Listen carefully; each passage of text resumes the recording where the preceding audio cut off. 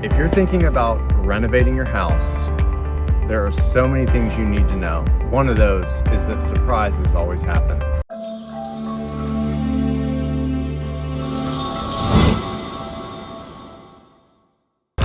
So we're here at the house, and the three areas of surprises that we discovered in our project were electrical, structural, and windows. So we're going to start with electrical.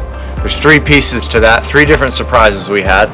One was the utility company came out because we had to just disconnect our service, and our underground utilities that came from the street to the house, the conduit that carried that wire was not large enough. So we had a 2.5-inch diameter and we needed a 3-inch diameter. It seemed that the utility company was as surprised as we were about that. We needed a 3-inch diameter conduit to carry the wire, and we only had a 2.5-inch conduit.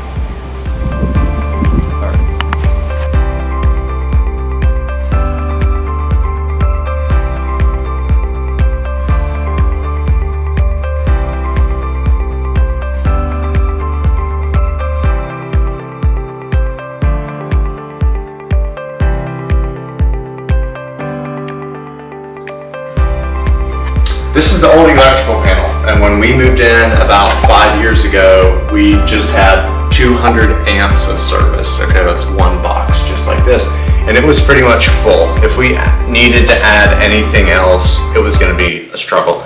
So we decided to go from 200 amps to 400 amps.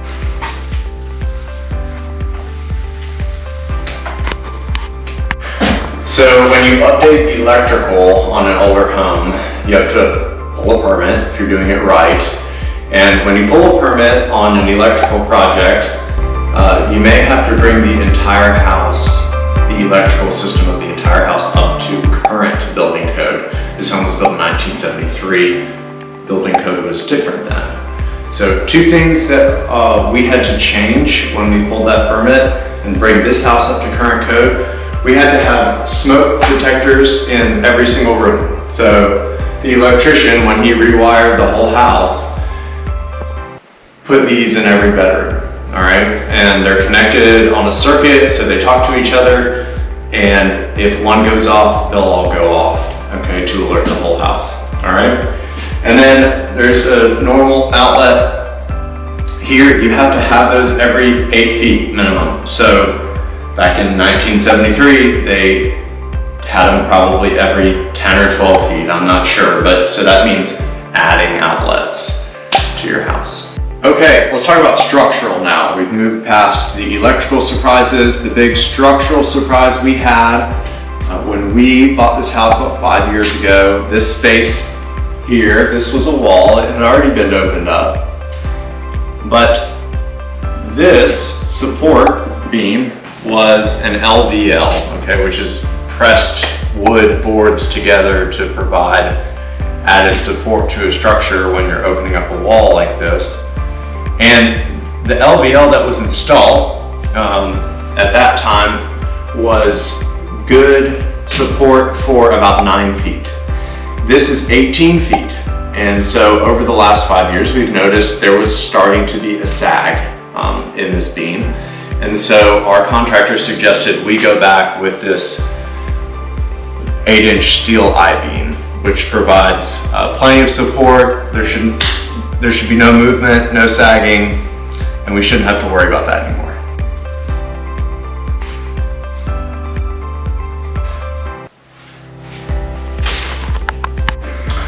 So probably the biggest surprise of all were the windows. We had, again, as part of pulling a permit, the city comes and inspects what has been done to make sure that it's appropriate and it's been done right. And one thing we had that was not in our scope of work were windows. And so we had no intention of touching these, at least for the time being. They're vinyl windows, they're in decent shape, they open and close, and they serve the purpose that we need them to for right now. Well, what the Huntsville City Code Inspector said was that these are not large enough to exit in case of a fire. So egress is the term they use. If there were a fire, this space that's open is not large enough to get out of. So they want us to either install larger windows, so cut a bigger hole and make bigger windows, or install casement windows, which is the kind that crank out and the whole panel go out. So once again, that was the biggest surprise because it will probably also be the biggest expense.